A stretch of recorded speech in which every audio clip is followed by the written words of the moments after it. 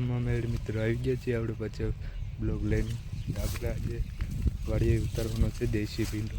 તમે જોઈ શકો છો આ દેશી ભીંડો કેવો મસ્તીનો છે. તમે જોઈ શકો છો આજે તો આપણે ઉતારીને વેચવા જવાનો છે. કેટલો બધો છે તો